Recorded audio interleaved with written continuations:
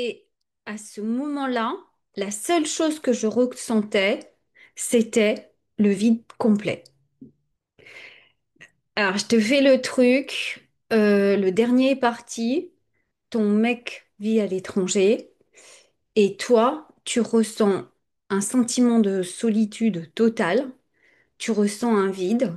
Et bien sûr, tu te dis que tout ça, c'est dû au fait que les enfants sont partis, que le temps a passé, que tu n'as pas su profiter. Donc ça semble, à ce moment-là, ce que tu ressens semble légitime. Et donc j'ai passé pas mal de temps dans cet état, à pleurer un jour, à rigoler le lendemain, enfin bref, à être mal. Si toi aussi, tes enfants sont tous partis et la maison te semble vide, tu vois exactement de quoi je parle. Jusqu'au moment où je me suis rendu compte que, en fait, ces sensations-là, elles étaient là depuis très longtemps. Elles sont pas nouvelles, je les connais. Mais là, dans ce cas-là, elles semblaient tellement, l'histoire que je me racontais semblait tellement réelle que je la croyais vraie. Et donc, évidemment, pendant que je fais ça, pendant que je crois toute l'histoire qui se raconte, je vais pas dans la sensation, puisque j'essaye de faire de la pensée positive en me disant, bah oui, mais c'est normal, c'est la vie, un jour ils partent, le tout c'est qu'il soit bien, c'est qu'il trouve sa voie, c'est qu'il soit heureux. Je me rends pas compte à ce moment-là que je fais de la pensée positive, c'est-à-dire que je reste dans ma tête. Je ne vais pas ressentir ce qui est là, parce que la peur est trop forte. Euh, cette peur du vide, elle est trop forte et elle m'empêche juste d'aller ressentir, mais d'aller ressentir sans le blabla qui est derrière. Alors que c'est juste ça, à ce moment-là, qu'il faut faire, parce que c'est ça qui te libère. Mais quand je te dis tu vas ressentir, c'est-à-dire que tu vas ressentir en mettant, ou plutôt en laissant passer tout ce que raconte ta tête. Parce que la tête, qu'est-ce qu'elle raconte? Alors chez moi, en l'occurrence, comme je suis vraiment dans le syndrome du pas assez, enfin, cette histoire de pas assez, c'est ce qui a rempli ma vie pendant longtemps et je m'y suis longtemps identifiée. J'ai vraiment cru que c'était moi. Je croyais mes pensées. Je croyais que j'avais cette personnalité. Donc, moi, ce qui est dans ma tête, c'est tu n'as pas été une assez bonne mère. Tu n'as pas été à la hauteur, tu n'as pas assez profité d'eux, tu étais toujours dans le faire, faire, faire parce que chaque moment passé avec eux te pesait. Et c'est mon mental qui me raconte ça. À ce moment-là, mon mental, plutôt le mental, parce que c'est vraiment ce que le mental de tout le monde fait, à ce moment-là, le mental me raconte pourquoi j'ai été mauvaise mère. Euh, il me fait croire tout ça. Alors que, en réalité, c'était pas parce que j'étais avec eux qu'il fallait que je sois dans le faire, faire, faire, faire. C'est parce qu'à ce moment-là, il y avait quelque chose en moi qui demandait à être vécu, mais je ne pouvais pas aller dans le ressenti parce que ça me semblait beaucoup trop douloureux. Donc, ce qui se passe là, ce qui se passe depuis le début du mois, parce que tu vois, je t'ai au début du mois, j'ai accompagné mon fils dans sa nouvelle école, donc tu peux imaginer l'émotion, tout ce qui s'est passé.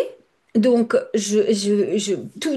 ça fait 3 semaines que je suis dans cette baisse et que je résiste parce que je me dis, mais ça devrait pas être là. Je veux dire, il est joyeux, c'est la vie, c'est comme ça.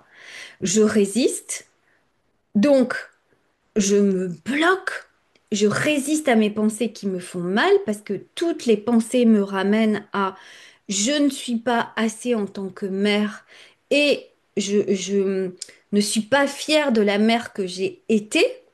Donc je me fais croire, enfin plutôt le mental me fait croire que ouais, il y a des mères qui ont de quoi être joyeuses que leur enfant parte parce qu'elles se sentent accomplies en tant que mère.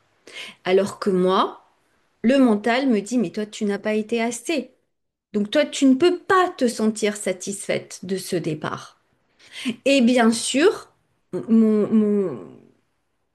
tout bloque en moi, toutes ces pensées qui me font mal font que je résiste à aller dans la sensation, juste la sensation, sans le discours qui va avec et que je crois vrai. Mais si j'enlève le discours, que je vis juste la sensation, c'est un malaise qui est là, une lourdeur, une envie de pleurer, ben ok, on y va, on pleure, on ressent. Parce que c'est ça qui doit être vécu.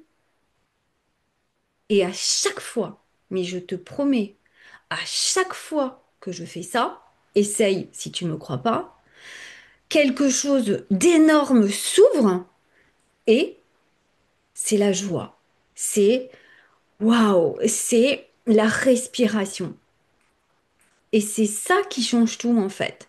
Parce que à ce moment-là, tout peut te traverser, tu laisses circuler et forcément, bah, tu es moins fatigué. Parce que c'est fatigant de résister et d'écouter ce que te dit le mental. Voilà. Alors ce mois-ci, du coup, ça m'a donné envie d'ouvrir un espace pour peut-être toi, ou toutes ces mamans qui ont accompagné leur petit dernier qui ressentent un vide, qui se disent oui, mais c'est normal, ça va passer. Ben, moi, j'ouvre un salon. D'ailleurs, je l'ai appelé le salon. Ça commence mercredi prochain à 11 heures. On se retrouve 4 fois dans le mois. On parle de ça et à chaque fois, je te pointe du doigt là où le mental te raconte des histoires, là où tu t'empêches de ressentir parce que tu as trop peur. Et en pointant du doigt, on va ressentir et tu vas voir, c'est énorme la joie parce que à ce moment-là, ce qu'il y a derrière, quand tu ressens, quand tu bloques pas, ben, ce qu'il y a derrière peut sortir.